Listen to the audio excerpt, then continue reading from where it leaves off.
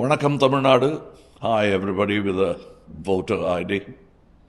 ஒரு நடிகனாகவோ அரசியல் கட்சி தலைவனாகவோ இல்லாமல் தமிழ்நாட்டில் வாழ்கிற தமிழில் சிந்திக்கிற ஒருத்தனா உங்களோட பேசுகிறேன். என்னை பொறுத்தவரையில் இந்த தேர்தல் தெற்குக்கும் வடக்குக்கும் ஆனது. முன்னோக்கி போகணுமா அல்லது பின்னோக்கி போகணுமாங்கிறத தீர்மானிக்கும் தேர்தல் இது. இன்னும் சுருக்கமாக சொல்கிறதா இருந்தால், தமிழ்நாட்டின் எதிர்காலம் குறித்த முடிவுகள் சென்னையில் எடுக்கணுமா இல்லை டெல்லியிலேருந்து சொல்லி விட்டு நமக்கு செய்தி வரணுமா அப்படிங்கிறத தீர்மானிக்கிற தேர்தல். கடந்த 5 ஆண்டுகளில் தமிழ்நாட்டில் கொண்டு வரப்பட்ட திட்டங்களால் தமிழ்நாடு அனைத்து துறைகளிலும் முதலிடம் வகிக்கிறது. திராவிட மாடல் அரசு செய்திருக்கும் சாதனைகள், திரு மு.க. ஸ்டாலின் மீண்டும் தமிழ்நாட்டை ஆளும் தகுதி படைத்தவர் என்பதையே உறுதி செய்கிறது, காட்டுகிறது. அன்று பெரியார் நமக்கு சுயமரியாதையை தந்தார். அண்ணா அதற்கு அரசியல் குரல் தந்தார். கலைஞர் தன் அறிவாலும் உறுதியாலும் தமிழ் அடையாளத்தை காத்தார். ஸ்டாலின் இன்று கூட்டாட்சி தத்துவத்தின் காவல் வீரராக திகழ்கிறார். வெவ்வேறு தலைவர்கள், வெவ்வேறு காலகட்டங்கள், ஆனால் முழக்கம் ஒன்றுதான். அது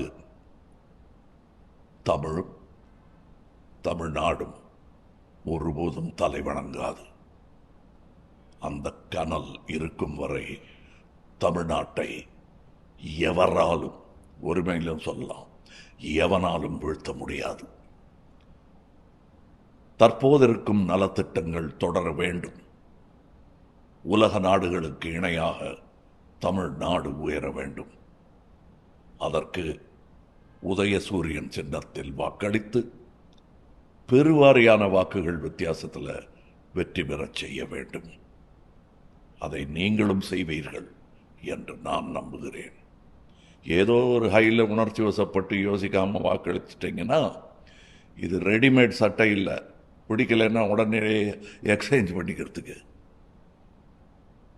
யாரால் நம்மை பாதுகாக்க முடியும்? யாரால் நம்ம உரிமைகளுக்காக போராட முடியும்? யாருக்கு உண்மையிலேயே அந்த எண்ணம் இருக்குது அப்படிங்கிறத யோசித்து உணர்ந்து வாக்களிப்பது அவசியம். திமுகவில் தான் அது சாத்தியமா என்று கேட்டால் வரலாறு ஆம் என்றே பதில் சொல்லும். நினைவிருக்கட்டும், தேர்தல் நாள் ஏப்ரல் 23.